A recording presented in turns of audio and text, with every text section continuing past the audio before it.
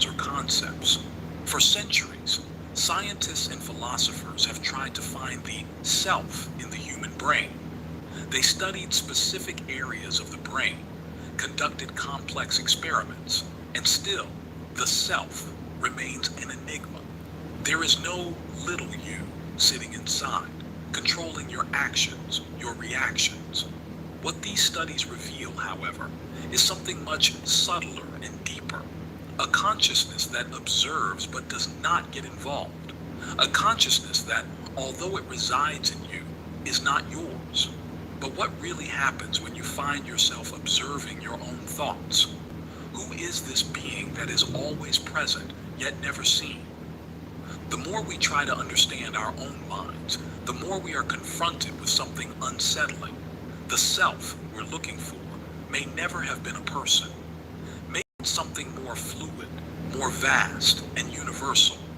Neuroscience hasn't given us the answers we expected, but it's revealed something even more telling: the mystery of consciousness, which cannot be contained in one single region of the brain. Because the self is not something physical, something that can be touched. It is, in fact, an experience without a center, without a fixed point. The observer, that is the true subject of our consciousness. And here begins the dilemma, because throughout our entire life, we confuse the observer with another being, the inner commentator. And the confusion between these two is the key to unlocking a new level of self-awareness. There is a space where the observer and the inner commentator intertwine, and it is in this space that the nature of our consciousness resides. It is not an easy discovery, nor a truth that appears immediately. It requires patience, silence, and above all, the courage to look inward and face who we truly are. The human mind is full of sounds, but perhaps the most constant and influential of them all is the inner voice that never leaves us. This voice seems to have the power to guide us, to criticize us, and even to encourage us.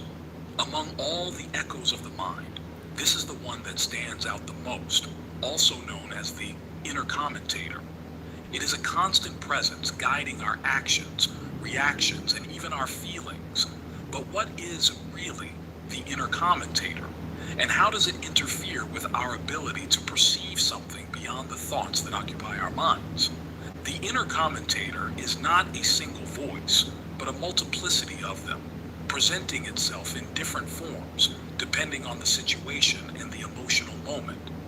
We can identify three main modes in which it manifests: the narrator, the critic, and the enthusiast.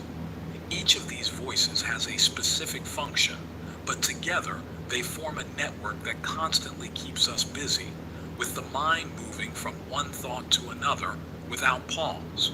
The narrator is the one who describes everything that happens in our life, as if it were a continuous story. Kashmir से कन्याकुमारी तक 10 करोड़ से भी ज्यादा player soupy ludo खेल रहे हैं। मुझे भूल गए क्या? बाजी आप ही 9 करोड़ों में एक। We're a continuous story. It's responsible for giving meaning to our days, connecting events, and creating a personal narrative that often ends up defining our identity. When we're immersed in this mode, we feel that we're in control of our story, but in reality, the narrator only makes us believe this. It's not the creator, but just the storyteller. The critic, on the other hand, emerges when something doesn't go as expected. It observes our mistakes and failures and doesn't hesitate to point them out. With the critic, there is no forgiveness, only the constant echo that something needs to be fixed. This mode is fed by our constant comparison with others, by the idealization of a perfect self that most of the time we never achieve. The critic creates a vicious cycle of judgment and self-sabotage, often without giving us the chance to simply be. The enthusiast is the voice that appears in moments of pleasure, success, or validation. It praises us, encourages us, and gives us a false sense that we're on the right path. But at the same time, it can also distort our perception of reality, making the euphoria overshadow a clear and precise analysis of the moment. This voice distracts us, making us believe that life is all about highs, when the true human experience is much more complex than that. These three manifestations of the inner commentator are responsible for keeping our minds in constant motion. The problem arises when we fully identify with these voices, believing that they are the totality of who we are. When we seek the stillness of meditation, this voice becomes an obstacle.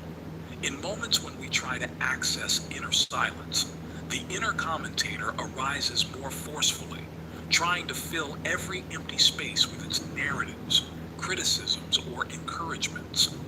This distorts our perception of the observer, that silent and timeless consciousness that lies beyond thought. Instead of simply observing the thoughts pass by, we end up engaging with them, reacting to every comment, every judgment. This makes us believe that we are just a succession of thoughts, emotions, and reactions, when in reality we are much more than that. But the most interesting thing about the inner commentator is that, although it seems like a separate entity, it is not. It is actually the product of our conditioned mind, shaped by past experiences, cultural, social, and familial influences. It is a creation of our past, and often its criticisms and narratives are not based on present reality. The commentator is a voice that is always trying to keep us within pre-established limits, reinforcing identities and old stories that, in many cases, no longer serve us. Understanding the inner commentator doesn't mean banishing this voice or trying to erase it. The goal is to understand that it is not our true self, and that it doesn't define the totality of who we are. When we realize that the commentator is actually a reflection of our past experiences, we can begin to see reality more clearly, without the constant filter of criticism and comparison. But the real challenge lies in learning to listen to the commentator without identifying with it, without being swept away by its stories and judgments. When we manage to do this, we begin to access a deeper, purer perception, the perception of the observer. And it is in this transition of letting the commentator be just a background voice that we find true freedom of the mind. In the constant turmoil of thoughts, feelings, and reactions, there is something that remains unchanging, still, and aware. That something is the observer. Unlike the incessant voices that fill our minds, the observer does not speak, does not react, and does not intervene. It simply sees, without getting involved in the stories the mind creates. In its silence, it witnesses all the mental movement but never gets lost in it. The observer is always present but never imposes itself. Its presence is silent, but its power is immense, for it is the one that allows everything else to exist and be perceived.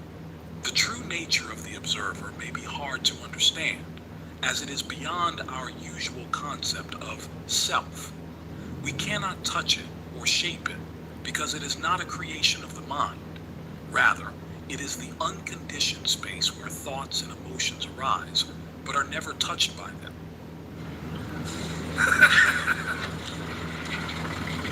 और राजू बाबू कहाँ खोए हो? But are never touched by them.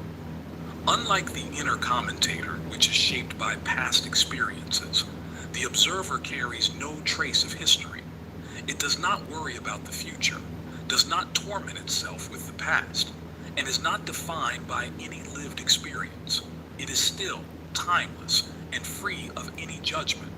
It is pure consciousness that is always present, regardless of emotional fluctuations or mental highs and lows. The commentator may despair at the uncertainties of the future or cling to old traumas, but the observer simply perceives without getting involved. It knows that nothing, not even the most turbulent thoughts, has power over its essence. Imagine for a moment that your mind is like a vast ocean with waves that come and go. The commentator is like the wind, always stirring the waters, creating turbulence, making the waves rise and fall. The observer, on the other hand, is the sea itself, watching without changing, maintaining its nature intact, no matter how agitated the waves may be. The sea does not react to the force of the wind. It simply exists, always present, always observing, but never affected. This presence of the observer is not exclusive to you or me. It is in all of us. No matter the culture, the history, or the circumstances, this silent and aware consciousness is a universal characteristic of the human experience. It transcends individuality, for it is what connects us all. Every human being, every animal, even every form of life, carries this same consciousness within. The observer is like an invisible connection that links all beings, an eternal presence that runs through all creation. This universality of the observer is what makes our true nature so deep and interconnected. When we step away from the noise of the inner commentator and access this silent space, we begin to realize that at the core, there is no separation between us and others. We are all observers of the same reality, connected by the same silent presence that sees the world without being touched by it.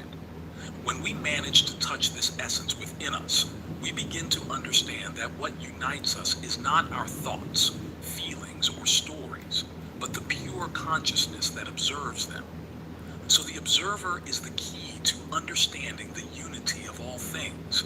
It allows us to see the world and others clearly, without the distortion of judgment and personal narrative. It is universal consciousness, the presence that, although it is in everyone, never becomes a self. But what happens when this pure consciousness is observed in its deepest and most essential state? When we step away from the conditioned mind and the constant voice of the inner commentator, what remains is a vast, formless, and boundless space where everything can arise without resistance. This is the void. When we talk about the void, the first image that often comes to mind is one of something desolate, lifeless, or purposeless. The idea of the void is frequently associated with absence, with the lack of something important or essential. However, the true concept of the void is much all creation emerges, like a fertile field. It is the point of origin for all experiences, all thoughts, all emotions. And just like the observer does not interfere with the thoughts that arise, but witnesses them with equanimity, the void is also that field that holds all possibilities without being touched or shaped by them. It simply exists, always present, allowing everything that is seen, heard, and felt to come into being, but without